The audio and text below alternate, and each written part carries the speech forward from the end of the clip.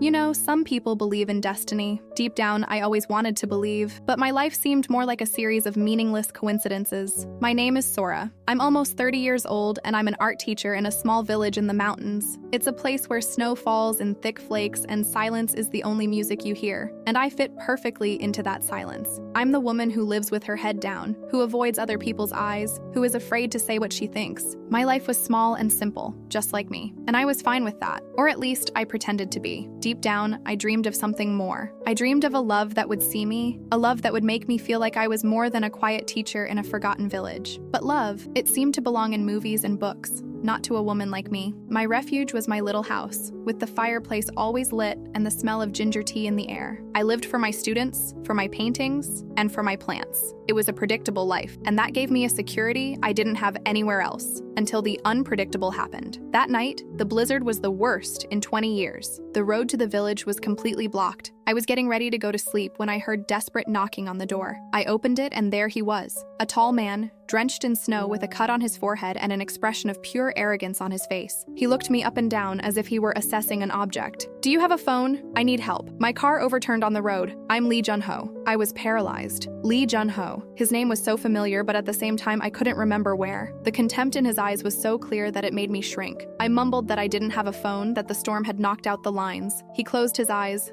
sighed, and said, as if he were doing me a favor, "I need to stay here until the storm passes." He entered my house as if he owned it. He took off his wet shoes and left them at the entrance, soiling my house with snow. I offered a towel and hot tea, but he just took the towel, dried his face, and sat on my couch, with an expression of total impatience. I watched him in silence. He was handsome, with a sculpted face and perfect features, but his beauty was cold. He seemed to have stepped out of a fashion magazine. And the car he was driving, a luxury car that I had only seen in magazines. That's when I remembered. Lee Jun-ho, the arrogant heir of one of the largest tech conglomerates in South Korea. I had read about him in a magazine my students had given me. He was known as the Ice Prince. And now, the Ice Prince was trapped in my little dollhouse. The first night was hell. He complained about everything. The fireplace that wasn't warm enough, my simple food, the silence that drove him crazy. He felt trapped, and I felt even more so. I wanted him to leave, but the storm continued. I shut down. I hid inside my own shell, and he continued to treat me with contempt. "Don't you have anything more interesting to feed me?" he asked one morning as I served him rice soup. I felt my cheeks burn. "It's what I have, Mr. Lee. If you want more, you can go to the village and look for it." He looked at me with wide eyes, surprised by my audacity. And for a brief moment, his arrogance dissolved and gave way to something that seemed vulnerability, and it was at that moment that I knew. My life would never be the same, and I, the invisible girl, had just collided head-on with the arrogance of Lee Jun-ho. The forced cohabitation had begun, and I had no idea what to do. From that moment on, our house turned into a silent battlefield. He on my couch with his phone in his hand, no signal, sighing with impatience. Me in the kitchen, with a heavy heart, trying to make the most delicious food I could with the few ingredients I had. Jun-ho was a man used to having everything. He complained about the water that wasn't filtered, the lack of food options, the silence that drove him crazy. He didn't understand that my life, that my world was the opposite of his. And I didn't understand how someone could be so arrogant. I felt invisible again, even with him looking at me all the time. That look of contempt was like a mirror that reflected all my insecurities. The first icebreaker, ironically, came from the fireplace. One night, the cold was so intense that the fireplace wasn't keeping up. Jun-ho complained, "Don't you know how to light a fireplace? It's the only heating we have." I felt tears in my eyes. "I light the fireplace the way my grandmother taught me. If you're so smart, why don't you try?" He looked at me incredulous. He stood up, adjusted the logs, and tried dozens of times. He failed. He got covered in ashes, and for the first time,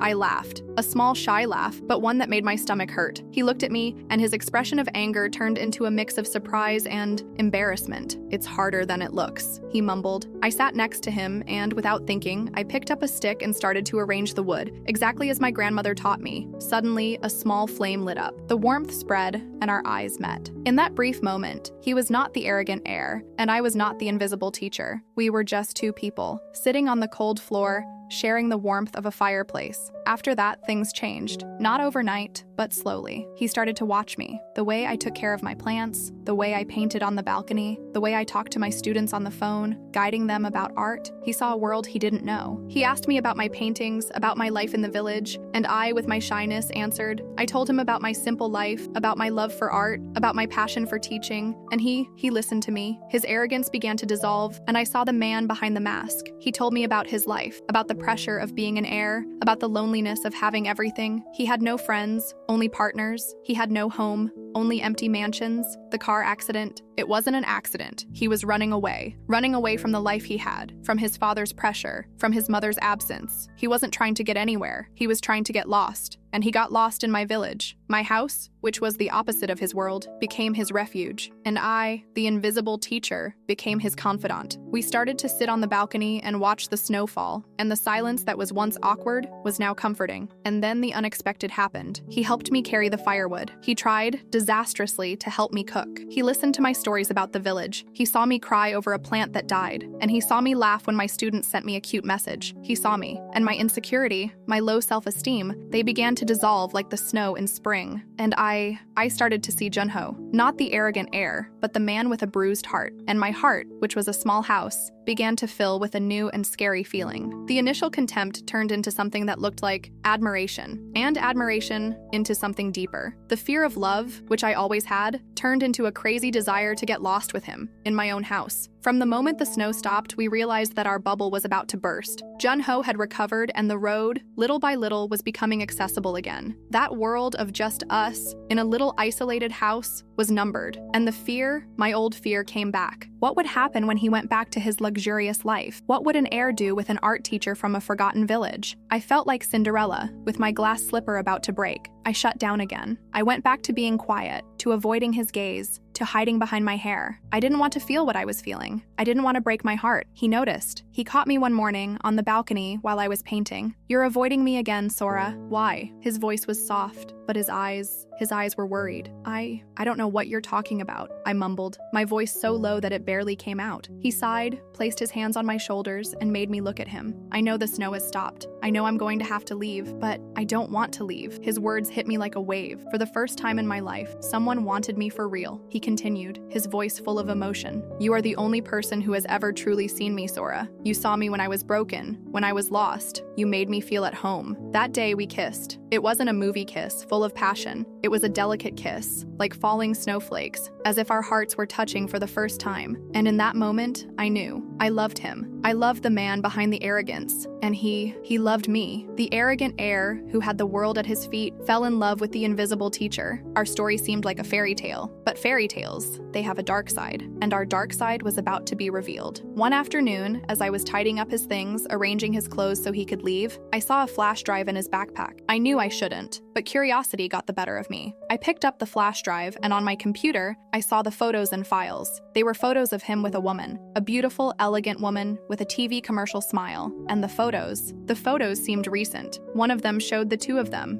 hand in hand, with a caption that read, "To my love, Lee Jun-ho." I felt my heart break into 1,000 pieces. He was engaged. He had a fiancé. I froze. My head started to spin. Did he lie to me? Was he just using me? Was he having fun with me? My insecurity, my low self-esteem, my shyness, they returned with overwhelming force. I felt my body tremble, and I cried. I cried not out of anger, but out of pain, out of disappointment, to see that I was, in the end, just a temporary refuge for him, the invisible teacher whom he would forget as soon as he returned to his world. He came home and found me with the flash drive in my hand, my eyes red and my face covered in tears. He stopped at the door, his expression of joy turning into pure despair. "Sora, what are you doing?" He tried to hug me, but I pulled away. My voice came out as a painful whisper. "Who is she, Jun-ho? Who is she?" He closed his eyes, let out a sigh of pure defeat, and the revelation came. A revelation that would change everything. He didn't lie. The woman in the photos was his ex-fiancé. But the photos weren't the most recent. They were from years ago. He told me the truth. His ex-fiancé had died in a car accident 3 years ago. He was the driver. He survived, but she didn't. His father blamed him for her death, and since then, he had been living in a prison of guilt. He wasn't running away from his life. He was trying to run away from her memory. He was trying to forgive himself. I looked at him with a broken heart, but not out of anger, out of compassion. I saw the man behind the arrogance. A broken man, a man who was trying to heal, a man who fell in love with me, but who was still living with the ghost of his past. Our bubble had burst, but our story, the real one, the one that talks about pain, forgiveness, and new beginnings, was just beginning. I hugged him, feeling his tears wet my shoulder, and at that moment, I didn't feel fear. I felt something I had never felt before. Strength, the strength not to run away, the strength to stand by someone who is broken. My insecurity, my low self-esteem, my shyness, they were gone, because my love for him was bigger than everything. And at that moment,